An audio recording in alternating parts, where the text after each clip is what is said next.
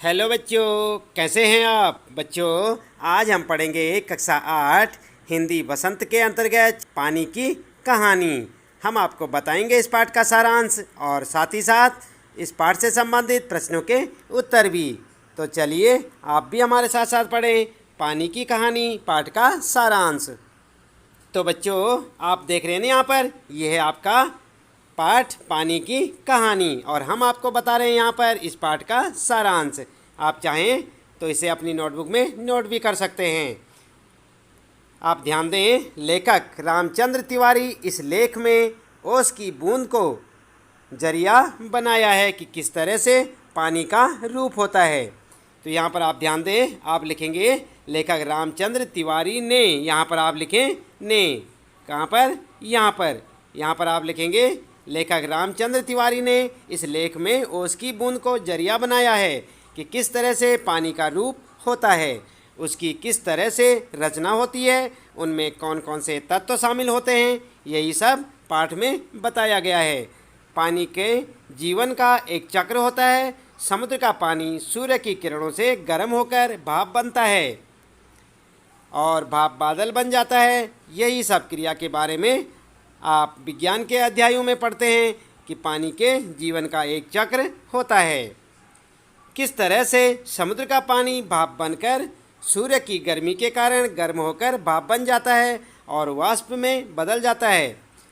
ऊपर आसमान में जाकर काफ़ी ऊंचाई पर पहुंच जाने पर वह बादल का रूप ले लेता है और जब बादल बरसते हैं तो कुछ पानी धरती में रिस जाने के कारण उसमें चला जाता है और कुछ नदी नालों में बह जाता है। नदियों का पानी फिर समुद्र में मिल जाता है। इस प्रकार पानी का यह चक्र चलता रहता है।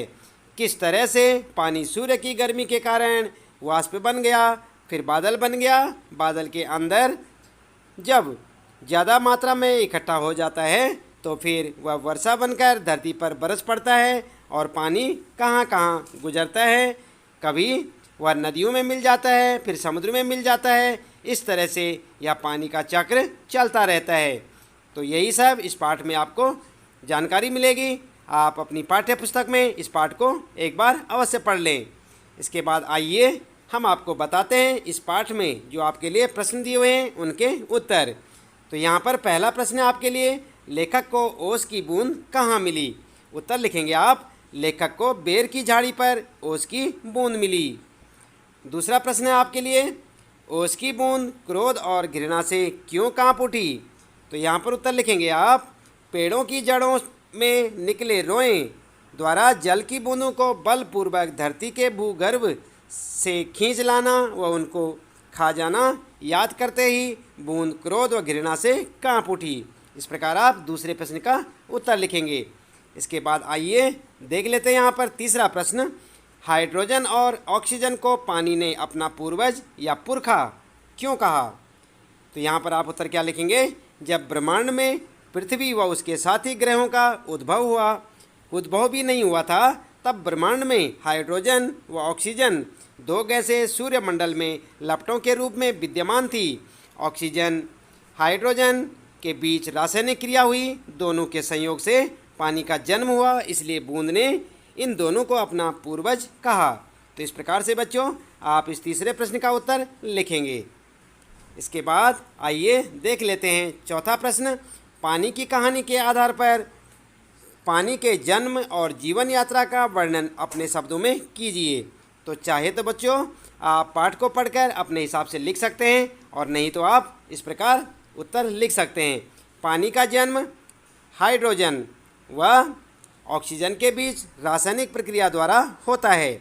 जब ब्रह्मांड में पृथ्वी व उसके साथी ग्रहों का उद्भव भी नहीं हुआ था, तब ब्रह्मांड में हाइड्रोजन व ऑक्सीजन दो गैसें सूर्यमंडल में लपटों के रूप में विद्यमान थी।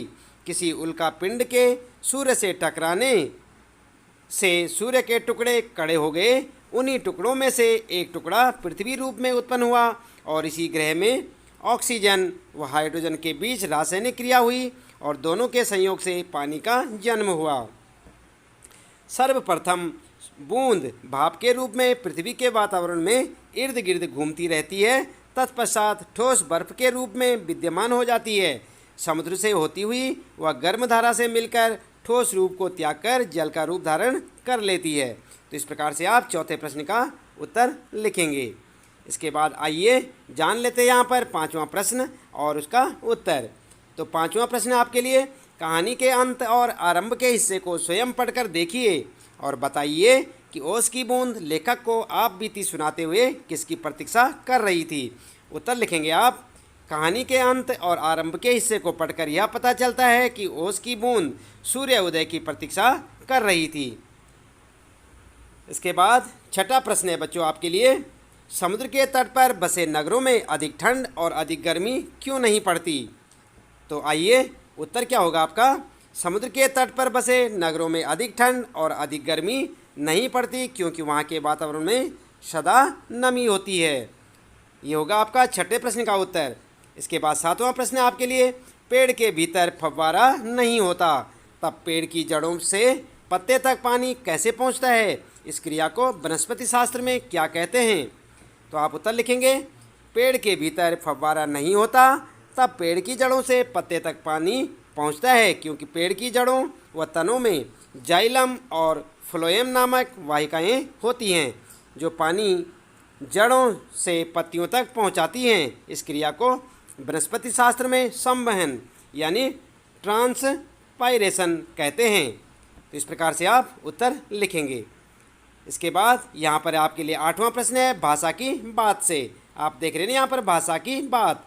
और आठवां प्रश्न है, किसी भी क्रिया को पूरी करने में जो भी संज्ञा आदि शब्द संलग्न होते हैं वे अपनी अलग अलग भूमिकाओं के अनुसार अलग अलग कारकों में वाक्य में दिखाई पड़ते हैं। जैसे वह हाथों से शिकार को जकड़ लेती थी।